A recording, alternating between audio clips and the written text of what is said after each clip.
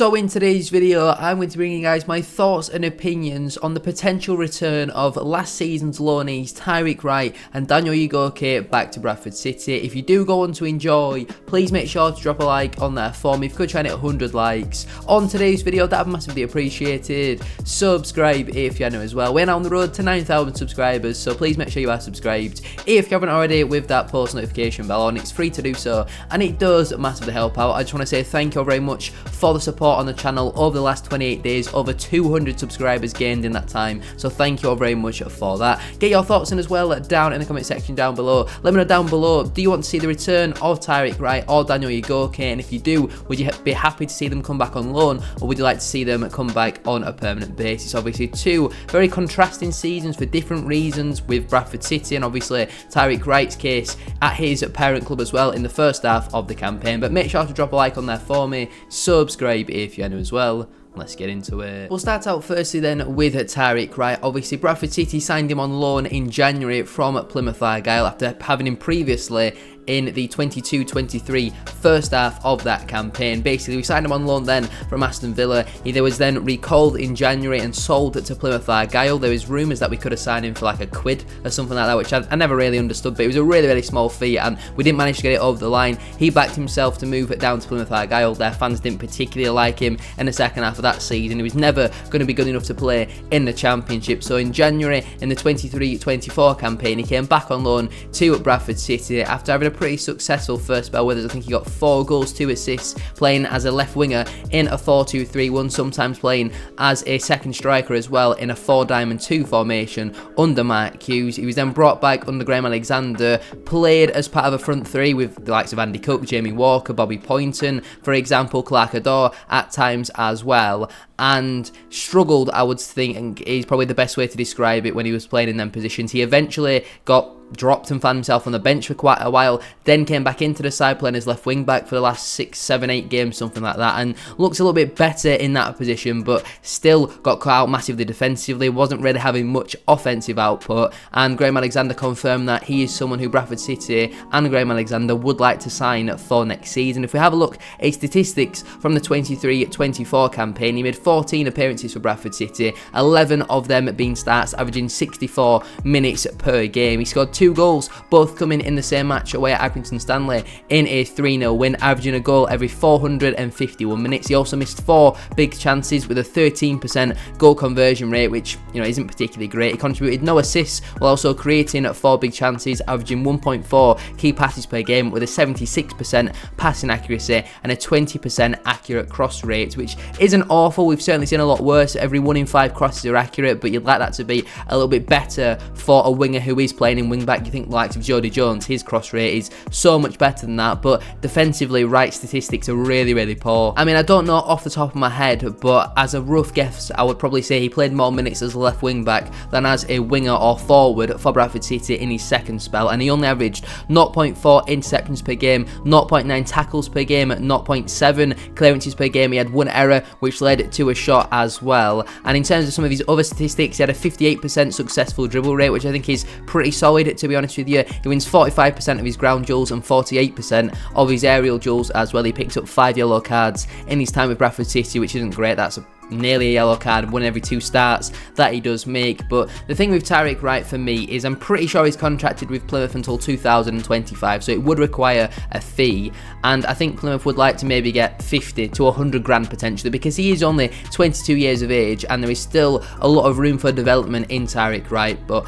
the problem why I definitely wouldn't like to have Tyreik Wright back on loan. I think it was disappointing that it was only a loan in January, but on hindsight it was probably a positive, because he was so poor in his second spell that he's now kind of not our player that we have to deal with. But Graham Alexander seems to be a big fan of him and he wants him back here for next season. I do think if he does return, it will be on a permanent deal, so we've got to spend a transfer fee, but then we've also got to remember that we can't currently sign any more players until we get some more out of the door. That was a quote that came out of David Sharp's mouth from a series of interviews that he's done with Simon Parker this week. He also said that he's looking at around a 65% successful signing rate, and I feel like if you want a successful season, I personally think it needs to be better than that. I think 75-80%, but maybe I'm being a bit unrealistic. You know, I'll trust David Sharp in what he's saying, but a signing like Tyreik Wright I think would contribute towards that 35% that he's looking at rather than the 65%, unfortunately. I just think in some of the games that I watched with Tyreik Wright, he didn't look interested at times, and I think the mentality of certain players, and it might not apply to Tyreik Wright, but the mentality of certain players when you're on loan compared to when you're there permanently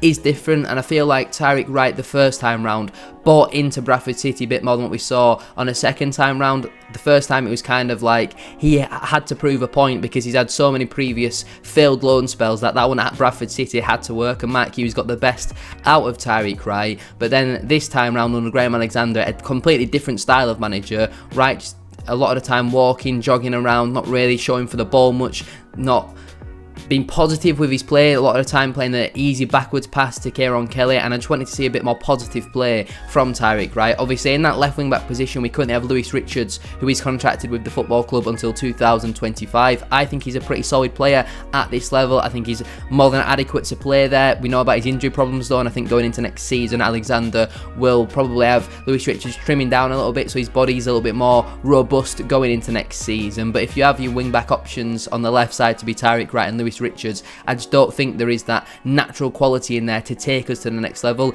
Alan Nixon is a journalist who has reported we're apparently interested in Sunderland left back Oliver Bainbridge. Now he's contracted with the football club until 2025. He plays as a left back. They also have an option of a further year. 18 years of age, 6'2" according to this, and he's never played a senior game of football. But according to Alan Nixon, he's a man we're interested in. I think Adam Williams also reported, not in as much detail, but I'm pretty sure he said an under-21s left back from the Championship is someone that we're interested in, and that was a couple of weeks ago. So it all does kind of seem to match up. And in the Premier League 2 this season for Sunderland, he made 16 appearances, 1 goal, 2 assists and 3 yellow cards, playing 69% of the total minutes with a 7% goal participation rate, if I can actually speak my words. But if we bring Tyreik Wright back, then also Oliver Bainbridge, we're going to have 3 left wing backs to play there. Both Tyreik Wright and Oliver Bainbridge are going to require a fee, so I think it's got to be one or the other. But for me personally, I would much rather go for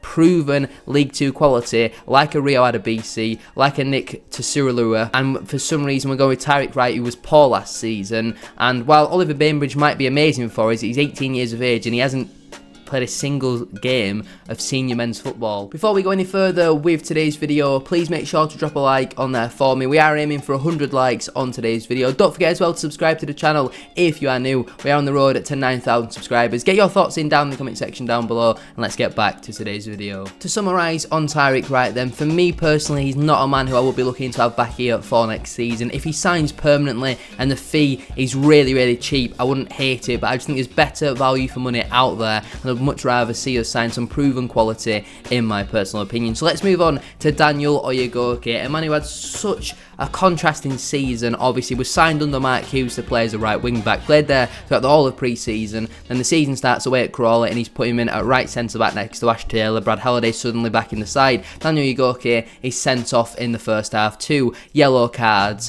and was in the games that he played after that was terrible. He was absolutely shocking under Mark Hughes. Under Kevin McDonald was playing in a number of different positions. I think Mark Hughes in his last game played him as a central midfielder, ended up playing on the wing for Kevin McDonald, and when Graham Alexander came in, he came on as a substitution for the injured Liam Rydalg, and then after about 10 minutes he went off injured with some sort of shoulder injury, and it kept him out for a number of months. I think he was out for about 4 or 5 months, something like that. He came back and started out a little bit shaky, a few poor games. Harrogate away was absolutely awful, scored an own goal and was at fault for one of the other goals, but then went on a pretty solid run, kept Jonathan Tompkinson out of the side, who we're not going to speak about in today's video because I think it is very unrealistic. He's with the Bantams next season. I expect him to make that step up into League 1 in a ball-playing, possession-based side. But Daniel Oyegoke had some really good games under Graham Alexander. Then he had a few poor games where he was playing, in a back 4 in a centre-back position, which I never really understood, but then playing on the right of a back 3 next to Matty Platt, who has unfortunately joined Notts County. I still think that's a massive loss for us, and also Kieran Kelly on the left side. I think it suited him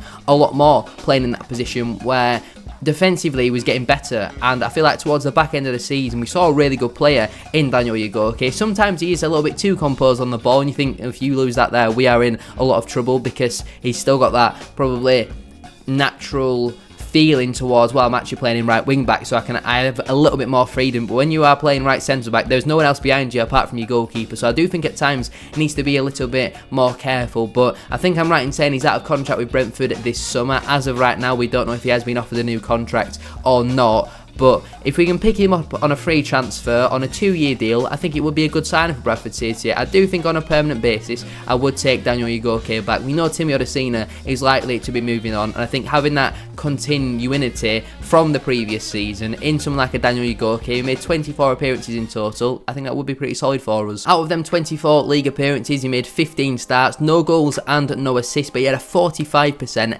accurate cross rate, which I think is really impressive in my opinion, while also creating one big chance. He had an 81% passing accuracy in his own half, a 61% passing accuracy in the opposition half, and 34% of his long balls were accurate. But defensively, very, very solid. 1.5 interceptions per game, 1.3 tackles per game, 4.1 balls recovered per game, and 1.6 clearances per game as well. He wins 55% of his ground duels, but only 41% of his aerial duels. So going into next season, I feel like if Oyegoke is going to play on the right of the back three, and obviously it helps that he can play right wing back. So if Halliday does get injured or suspended, which is very unlikely, Oyegoke could fill in that position.